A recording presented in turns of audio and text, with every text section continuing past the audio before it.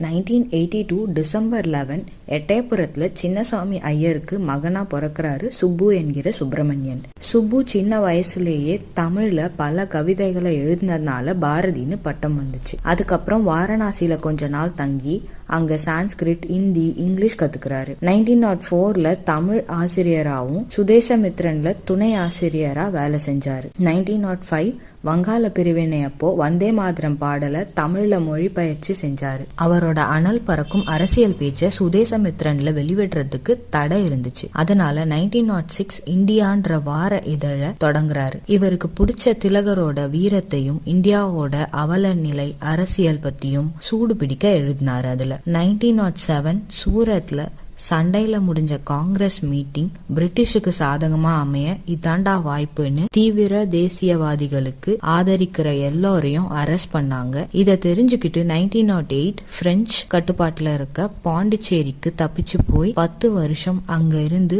பல கவிதைகளை கட்டுரைகளை எழுதினாரு. வறுமையில வாழ்ந்து வாழ்க்கையின் மறுபக்கத்துக்கு போன பாரதி அமைதிக்காக பார்த்தசாரதி கோவிலுக்கு போறது பழக்கம். அங்க இருக்கிற யானை தாக்குனதுனால கொஞ்ச நாள்ல இறந்தும் போயிட்டாரு.